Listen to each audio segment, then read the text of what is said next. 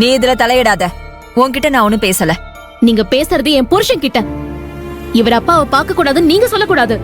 என் புருஷனை பார்க்க கூடாதுன்னு நான் தான் சொல்லுவேன். மா, அவர் உன் மாப்பிளமா? டேய், என் புருஷனை கொலை பண்ண பார்த்த கொலைகாரனோட அண்ணன். இவரு என் புருஷனை பார்க்க கூடாது. நான் பார்க்கவும் விட மாட்டேன். சித்தி, நீங்க தேவையில்லாம பிரச்சனை பண்ணிட்டு இருக்கீங்க. என் அப்பாவை ஆக்சிடென்ட் பண்ணது கார்த்தி தாங்கிறது இன்னும் கன்ஃபார்ம் ஆகல. ஒருவேளை இது கார்த்தி தான் பண்ணான்னு வச்சுக்கிட்டாலும் அதுக்கு இவர் என்ன பண்ணுவாரு? இந்த பார், என்ன பொறுத்த வரைக்கும் அண்ணன் தம்பி எல்லாருமே ஒண்ணுதான். இவர் என்ன ரொம்ப யோக்கியமா? அந்த 10 லட்சம் ரூபாய் கடனை இவர் நினைச்சிருந்தா இந்த கையில வாங்கி அந்த கையில கொடுத்திருந்திருக்கலாம். ஆனா இவர் என்னோட பத்திரத்தை எப்படியாவது அடமானம் வைக்கணும்னு கங்கனை கட்டி பிரச்சனை பண்ணி என் பத்திரத்தை கையை விட்டு போக வச்சுட்டாரு.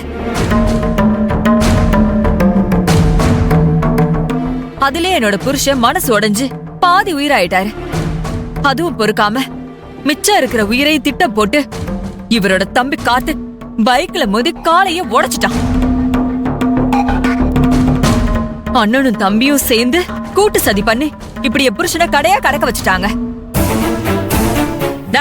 இங்க பாரு, இவர் யாரும் அவரை பார்க்க முடியாது. கிளம்புங்க. அத்தை, உங்க கோவம் எனக்கு புரியுது. ஆனா எனக்கும் கார்த்திக்கும் எந்த சம்பந்தமும் இல்ல.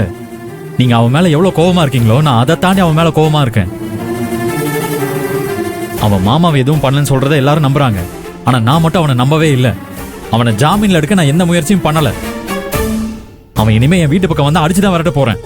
நீங்க சொல்ற கட்டுக்கதையெல்லாம் நம்புறதுக்கு நான் தயாரா இல்ல. போங்க, இங்க இருந்து போயிடுங்க, அவ்வளவுதான்.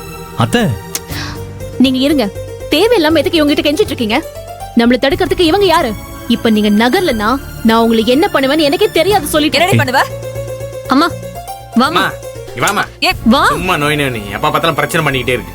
அக்கா, மாமா, நீங்க உள்ள போங்க. வாங்க. போங்க மாமா.